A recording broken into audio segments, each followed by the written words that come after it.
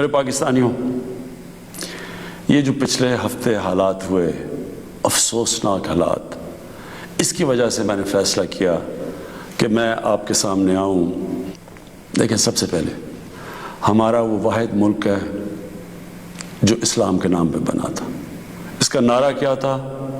پاکستان کا مطلب کیا؟ لا الہ الا اللہ۔ اس ملک کے جو لوگ ہیں، اور میں سارا پاکستان پھرا ہوں، چاہے وہ گناہ گار ہوں، چاہے وہ اپنے دین پہ صحیح معنی پہ عمل کریں یا نہ کریں، لیکن ہمارے نبی صلی اللہ علیہ وآلہ وسلم لوگوں کے دلوں میں بستے ہیں۔ اس لیے جب بھی کہیں بھی دنیا میں ان کی شان میں کسی قسم کی گستاخی ہوتی ہے تو ہمیں یہ تکلیف ملتی ہے، لیکن کیونکہ میں دنیا پھرا ہوا ہوں، صرف ہمیں نہیں تکلیف ملتی، جو بھی جہاں بھی دنیا میں مسلمان بستا ہے ان سب کو تکلیف ہوتی ہے۔ اب پچھلے ہفتے اور یہ جو افسوسناک حالات ہوئے، ایک جماعت نے ایسے لگا کہ ان کو شاید باقی پاکستانیوں سے زیادہ پیار ہے اپنے نبی سے۔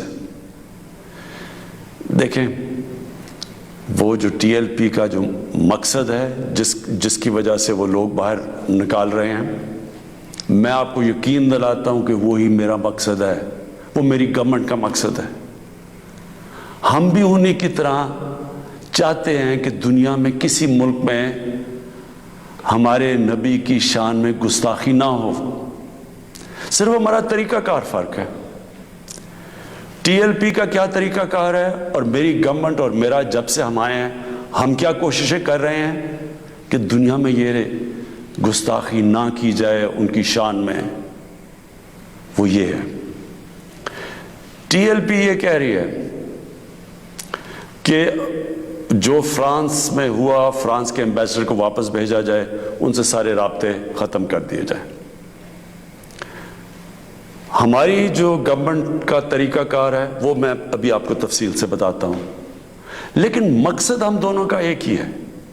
وہ بھی یہ چاہتے ہیں کہ کسی قسم کا کسی ملک میں کسی کی ضرورت نہ پڑے کہ ان کی بے حرمتی کی جائے، ہمارا بھی وہی مقصد ہے۔ تو میں آج ذرا طریقہ کار کے اوپر بات کرنا چاہتا ہوں۔ 1979 کے اندر، نہیں 1990 میں، غالباً 1990 کے ارد گرد سلمان رشدی نے ایک کتاب لکھی۔ اس کتاب میں اس نے ہمارے نبی صلی اللہ علیہ وآلہ وسلم کی شان میں گستاخی کی۔ پاکستان میں پبلک سڑکوں پہ نکلی، یہاں امریکن ایمبیسی پہ اٹیک کیا اور لوگوں کی شہادتیں بھی ہوئی۔ اس کے بعد آپ اٹھا کے دیکھ لیں کہ ہر تھوڑے سالوں کے بعد کوئی نہ کوئی مغرب کے کسی ملک میں ان کی شان میں گستاخی کرتا ہے، مسلمانوں کو تکلیف ہوتی ہے، کہیں باہر ریاکشن بھی ہوتا ہے، یا ہمارے ملک میں مظاہرے بھی ہوتے ہیں، لیکن یہ ہر تھوڑے سالوں کے بعد یہی سلسلہ آگے بڑھ جاتا ہے۔ تو کیا ہم نے ابھی تک کوئی فرق پڑا اس اپروچ سے؟ یہی ٹی ایل پی کر رہی ہے۔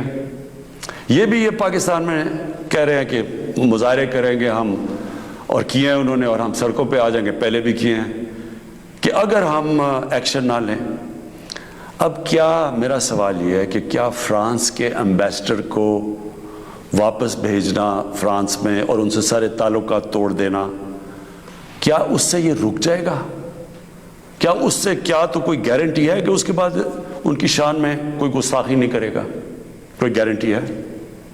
میں مغرب کو جانتا ہوں، میں آپ کو گارنٹی کرتا ہوں کہ اگر آپ یہ کریں گے، اگر ہم یہ کریں پاکستان، تو اس کے بعد کسی اور یورپین ملک میں یہی ہوگا، آزادی کے رائے پہ نام پہ۔ وہاں انہوں نے یہ ایک آزادی رائے کا ایشو بنایا ہوا ہے، اس کے نام پہ وہ کہیں گے اچھا آزادی رائے کی وجہ سے انہوں نے یہ کیا، ہم بھی یہ کر رہے ہیں، وہ بھی کوئی گستاخی کریں گے، کیا پھر اس کے ایمبیسڈر کو بھی ہم واپس بھیجیں گے؟ اور 50 مسلمان ملک ہیں، کوئی بھی اس طرح نہیں کر رہا, کوئی وہاں کہیں مظاہرے نہیں ہوئے, وہ بھی نہیں کہہ رہے کہ ایمبیسڈر کو واپس بھیجو. تو اس کا پہلے تو کوئی فرق نہیں پڑنا لگا فرانس کو. لیکن میں آپ کو یہ بتاؤں پاکستان کو کیا فرق پڑے گا. سب سے بڑا فرق یہ پڑے گا ہمارے ملک کو کہ بڑی مشکلوں سے ہماری معیشت اٹھ رہی ہے. بڑی دیر کے بعد پاکستان کے اندر انڈسٹری اوپر جا رہی ہے. لارج اسکیل انڈسٹری بڑی دیر کے بعد اٹھ رہی ہے. نوکریاں مل رہی ہیں لوگوں کو. ہمارے ملک میں دولت میں اضافہ ہو رہا ہے. ہماری ایکسپورٹس بڑھ رہی ہیں. ہمارا روپیہ مضبوط ہو رہا ہے. بڑی دیر کے بعد روپیہ مضبوط ہوتا جا رہا ہے. جب روپیہ اوپر جاتا ہے تو مثلا پیٹرول اور ڈیزل سستا کیا ہے. باہر کی جو چیزیں ہم منگواتے ہیں وہ سستی ہونی شروع ہو گئی ہیں. جب ہم فرانس کے ایمبیسڈر کو واپس بھیج کے تعلقات توڑیں گے ان سے, اس کا مطلب کہ یورپین یونین سے ہم تعلقات توڑیں گے. اس کا مطلب کیا کہ جو ہماری آدھی ٹیکسٹائل کی ایکسپورٹس ہیں وہ یورپین یونین میں جاتی ہیں. تو اس کا مطلب آدھی ہماری ٹیکسٹائل ایکسپورٹس وہیں ختم ہو گئی. اس کا مطلب بے روزگاری, فیکٹریاں بند ہو جائیں گی. اور اس کے آگے کیونکہ آدھی ہماری مین ایکسپورٹ ٹیکسٹائل ہے, جب ٹیکسٹائل آدھی رہ جائے گی ایکسپورٹ, ہمارے روپے کے اوپر پریشر پڑے گا, روپیہ گرے گا, مہنگائی بڑھے گی, غربت بڑھے گی. تو نقصان ہمیں ہوگا, فرانس کو کوئی نقصان نہیں ہونے لگا. تیسری چیز اب ہم نے اس کے اوپر جب یہ ہوا تو میں پہلے ذرا آپ کو تھوڑی تفصیل پیچھے بتا دوں. یہ ہم 2-2.5 مہینے سے لگے ہوئے تھے. ہماری گورنمنٹ ٹی ایل پی سے مذاکرات کر رہی تھی. ہم ان کو یہی چیزیں سمجھا رہے تھے کہ اس سے نقصان ہمیں ہونے لگا ہے, ان کو نقصان نہیں ہوگا, ہماری عوام کو نقصان ہوگا.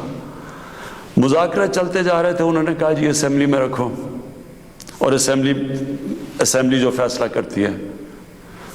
ہم نے فیصلہ کیا ٹھیک ہے ہم اسمبلی میں یہ رکھتے ہیں. لیکن ہم پھر دیکھنا شروع کیا کہ ان کی موبلائزیشن نیچے ہو رہی ہے, ان کی تیاریاں ہو رہی ہیں اسلام آباد آنے کے لیے. ایک طرف مذاکرات چل رہے ہیں, ایک طرف اسلام آباد آنے کی تیاریاں ہیں. پھر ابھی مذاکرات چل رہے ہیں اور ہم نے یہ فیصلہ کیا ہوا تھا کہ ہم اسمبلی میں رکھیں گے اس ایشو کو. تو پتہ چلا کہ انہوں نے پہلے اناؤنس کر دیا کہ جی اب تو فرانس کا اگر ایمبیسڈر آپ واپس نہیں بھیجیں گے تو ہم سارے اسلام آباد میں دھرنا دیں گے. تو یہ اس کے بعد یہ ہماری بات چیت ٹوٹی. اس کے بعد پھر یہ اریسٹ ہوئے. اب میں صرف آپ کو بتانا چاہتا ہوں کہ اس سے اب تک ہوا کیا ہے ہمارے ملک میں. ذرا دیکھ لیں کہ ہم نے اپنے آپ کو کتنا نقصان پہنچایا. اب تک 40 پولیس کی گاڑیوں کو جلا دیا گیا. لوگوں کی پرائیویٹ پراپرٹی کے اوپر کئی لاکھوں کروڑوں روپے کا نقصان ہوا ہے. 4 پولیس والے شہید ہوئے ہیں. 800 سے زیادہ پولیس والے زخمی ہوئے ہیں. پہلے دن جب شروع ہوا تو تقریباً 100 سڑکیں بلاک کر دی. اس سے جو عوام کو نقصان ہوا, اس سے کئی جو آکسیجن کے سلنڈرز نہیں جا رہے تھے, بیچارے جو کرونا کے مریض ہیں, ان میں اموات ہوئی. اور پھر باہر سے کود پڑے لوگ, ہمارے پاکستان کے دشمن. ابھی تک ہم نے جو 4 لاکھ ٹویٹس کو اینالائز کیا, ان میں سے 70% فیک اکاؤنٹ سے تھی. مثلا پروپیگنڈا, جس طرح یورپین یونین کی ڈس انفارمیشن لیب نے جب بتایا کہ ہندوستان کی کوئی 600 سائٹس ہیں, فیک سائٹس, میڈیا سائٹس, جس سے وہ فیک نیوز اور پروپیگنڈا کر رہے ہیں پاکستان کے خلاف. تو یہاں بھی ہمیں پتہ چلا کہ 380 ہندوستان کے انڈیا کے گروپ تھے جو کہ واٹس ایپ سے فیک نیوز چلا رہے تھے کہ سول وار ہو گئی پاکستان میں. ہماری پولیٹیکل پارٹیز, مجھے افسوس سے کہنا پڑتا ہے کہ وہی JUI جو فضل الرحمان کی پارٹی, وہ بھی بیچ میں شامل ہو گئی کہ کسی طرح گورنمنٹ کو ڈیسٹیبلائز کریں, ملک کو نقصان پہنچائیں. ساتھ وہ نون لیگ. اب ان سے میں پوچھتا ہوں کہ جب یہ سلمان رشدی نے کتاب لکھی تھی تو نواز شریف تو پہلی دفعہ پرائم منسٹر بنے تھے, کتنی انہوں نے سٹیٹمنٹس دی تھی. کتنی دفعہ انہوں نے کسی فورم میں کہا تھا کہ اس نے بڑا غلط کام کیا، مسلمانوں کے دلوں کو تکلیف پہنچائی ہے.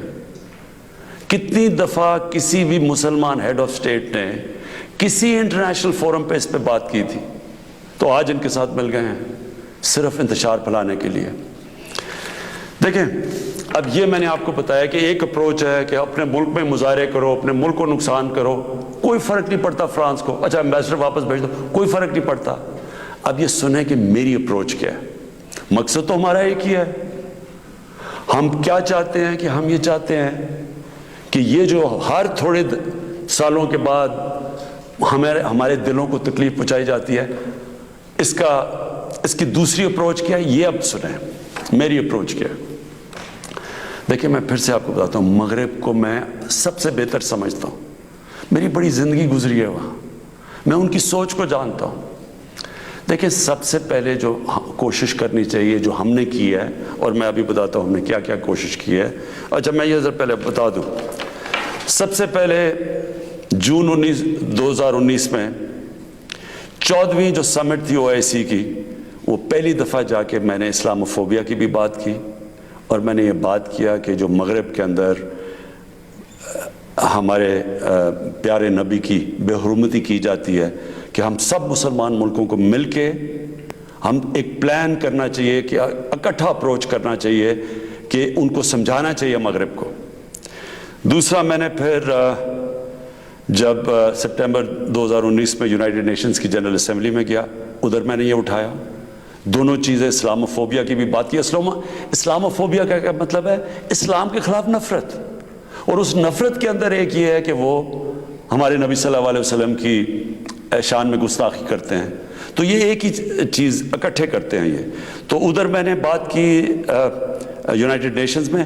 پھر اگلے سال جو 2020 میں یونائٹڈ نیشنز کی جنرل اسمبلی ہوئی، پھر میں نے اسلاموفوبیا کی بات کی، اور میں نے کہا کہ یہ کس طرح 1.25 ارب لوگوں کو تکلیف پہنچائی جاتی ہے. پھر یونائٹڈ نیشنز کی ہیومن رائٹس باڈیز کے اندر اور کمیشن میں میری گورنمنٹ نے مسلسل اسلاموفوبیا کی بات کی. پھر میں نے فیس بک کا جو CEO ہے مارک زکربرگ، میں نے اس کو خط لکھا کہ کیسے فیس بک کو استعمال نہیں کرنا چاہیے اسلاموفوبیا کے لیے.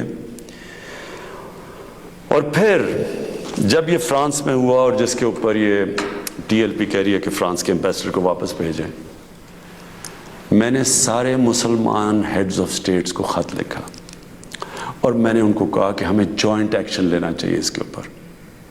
اور اب میں آپ کو سمجھانا چاہتا ہوں میری اسٹریٹجی کیا ہے. اسٹریٹجی یہ ہے کہ ہم سارے مسلمان ملک کے جو ہیڈز ہیں، ہم مل کے مغرب کے فورمز میں، یورپین یونین میں، یونائٹڈ نیشنز میں، ہم ان کو یہ بتائیں کہ کیوں ہمیں تکلیف ہوتی ہے جب یہ آزادی رائے، فریڈم آف سپیچ کے نام پہ یہ جب نبی صلی اللہ علیہ وسلم کی شان میں گستاخی کرتے ہیں. کیونکہ ان کو اس چیز کی سمجھ نہیں ہے. مغرب کے اندر ان کے جو پیغمبر ہیں، ان کو اس طرح نہیں، ان کا پیار اور عشق جس طرح ہمارا ہے، ہمارے نبی سے ہے، ان کو اس طرح کا نہ، ان کی اس طرح کی عزت کرتے ہیں. اور وہاں بلکہ وہ دین کو ان کے اتنے قریب نہیں ہے جس طرح ہم اپنے دین کے قریب رہتے ہیں. اس لیے ہمیں ان کو سمجھانا پڑے گا، اور سمجھائیں گے جب آپ مل کے اکٹھے کلیکٹیولی مسلمان دنیا کے ہیڈز آف سٹیٹس جب ہم بات کریں گے، جو میں یہ ہر جگہ جن فورمز پہ کہتا گیا ہوں، تب اس کا اثر ہوگا. دنیا میں تھوڑے سے یہودی ہیں، لیکن وہ سارے یہودیوں نے اکٹھے ہو کے دنیا کو، مغربی دنیا کو بتایا ہے کہ جو ہولوکاسٹ تھا، جدھر یہودیوں کی قتل عام ہوئی تھی، انہوں نے کہا کہ اس کے خلاف کوئی منفی بات نہ کی جائے کہیں بھی، کسی میڈیا پہ. آج کہیں بھی، آج مغربی میڈیا کسی ملک میں ہولوکاسٹ کے خلاف کوئی بات نہیں کر سکتا. 4 یورپین ملک ایسے ہیں جدھر جیل میں ڈال دیتے ہیں اگر آپ ہولوکاسٹ کے خلاف کوئی منفی بات کریں. تو کیا ہم یہ نہیں ان کو باور کروا سکتے کہ ہمیں کتنی تکلیف پہنچتی ہے؟ اور یہ صرف، اور یہ ہم تب کریں گے جب ہم کلیکٹیولی مل کے کریں. اور میں آپ کو یقین دلاتا ہوں، کیونکہ میں مغرب کو سمجھتا ہوں، ان کو سمجھ ہی نہیں ہے اس چیز کی جب ہم پروٹیسٹ کرتے ہیں، جب ہم مظاہرے ہوتے ہیں، وہ سمجھتے ہیں مسلمان آزادی رائے کے خلاف ہے، اور وہ پھر بجائے اس کو سمجھنے کے وہ پھر اور کوئی جان کے شرارت کرتے ہیں ہمیں تکلیف دینے کی۔ اس لیے پہلا تو یہ چیز ہے۔ اور دوسرا میں جو کہنا چاہتا ہوں وہ یہ، دوسرا طریقہ کیا ہے کہ جب ایک 50 مسلمان ملک مل کے یہ کہیں گے کہ اگر کسی ملک میں سے اس طرح کیا گیا تو ہم سارے مل کے ان کا ٹریڈ بوائیکاٹ کریں گے، ان کی ہم چیزیں نہیں خریدیں گے، اس کا اثر ہوگا۔ اس طرح ہم اپنا جو ہم مقصد ہے اس پہ پہنچ سکتے ہیں۔ میں نے آپ کو 2 مقصد بتائے، ایک یہ TLP کا مقصد ہے، ہم ساری زندگی بھی لگے رہیں، ہم اپنے ملک کو نقصان پہنچاتے رہیں گے، کبھی کوئی فرق نہیں پڑنے لگا ان کو۔ جو میں کیمپین کر رہا ہوں، میں آپ کو یقین دلاتا ہوں کہ یہی طریقہ ہے کہ انشاءاللہ ایک دن ان کو سمجھ آ جائے گی، اور وہ دن دور نہیں ہے۔ میں آج آپ سب کے سامنے کہتا ہوں کہ میں ذمہ داری اس کی لیتا ہوں، میں ہی سے کیمپین کو لیڈ کروں گا، لیکن میں انشاءاللہ اپنی قوم کو مایوس نہیں کروں گا، اپنے مسلمانوں کو مایوس نہیں کروں گا۔ ہم انشاءاللہ ان کو یہ ایک دن سمجھا دیں گے کہ جس طرح اگر وہ یہودیوں کے لیے سینسٹیو ہیں، ان کو تکلیف نہیں دینا چاہتے، تو ہم تو سوا عرب مسلمان ہیں، ہمارے بھی دل ہیں، ہمیں بھی تکلیف ہوتی ہے، اور جیسی ان کو اس چیز کی سمجھ آ گئی، یہ ہم اپنا مقصد پہ پہنچ جائیں گے۔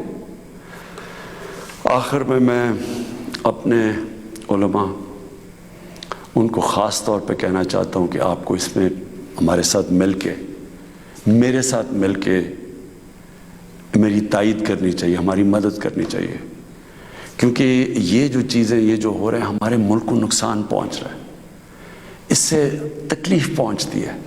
ہماری پولیس سے جو ہوا ہے، 800 پولیس انجر ہوئی ہے، ان کو کئی ہسپتالوں میں پڑے ہوئے ہیں، تو اس سے کس کو فائدہ ہوا ہے؟ کیوں ہندوستان کی یہ جو ویب سائٹس ہیں جو اس کے اندر کود پڑی ہیں، یہ دشمنوں کو فائدہ ہوا ہے؟ قوم کو کیا فائدہ ہوا اس سے؟ قوم کو تو صرف نقصان ہوا ہے، اور جو مقصد ہے ہمارا اس سے تو اس پہ نہیں پہنچ رہے ہم۔ کوئی فرق نہیں پڑے گا کسی مغربی ممالک کو، جو ہم مرضی ہم اپنا ملک کا نقصان کریں، جرم کہیں اور ہو، ہم اپنے اوپر خودکش حملہ کر دیں، یہ کون سی عقل اور سمجھ ہے؟ تو میں آپ سب کو کہوں گا، اپنی قوم کو کہوں گا کہ یہ ٹائم ہے اکٹھے ہونے کا۔ ہمارا ملک بڑی مشکلوں سے ایک اس طرف نکل رہا ہے کہ ہم اب اوپر آنے والے ہیں، ہماری معیشت اٹھ رہی ہے، لوگوں کو روزگار مل رہا ہے، ہمارا روپیہ مضبوط ہو رہا ہے، ہمارا ملک کا ڈائریکشن ٹھیک ہے۔ تو یہ ٹائم اپنے ملک کو نقصان پہنچانے کے لیے نہیں ہے، یہ صرف ہمارے ملک کے دشمن ہمیں نقصان پہنچائیں گے۔ ہم سب کو اب اکٹھے ہو کے اللہ کا شکر ادا کرنا چاہیے کہ ہم یہ 2 سال بڑے مشکل وقت سے گزرے ہیں، حالانکہ ہمارے پاس اس وقت کرونا کا ایک تیسرا ویو آیا ہوا ہے، اس کے اوپر ہمیں سب کو مل کے SOPs پہ چلنا چاہیے، اللہ سے دعا کرنی چاہیے کہ ہمیں اس مشکل سے بھی نکال دے، اور پھر اس کا شکر ادا کرنا چاہیے کہ ہم 2 سال کے بعد ایک قوم، ہماری معیشت اٹھ رہی ہے، تو ہم اس کو نقصان نہ پہنچائیں۔ پاکستان پائندہ باد۔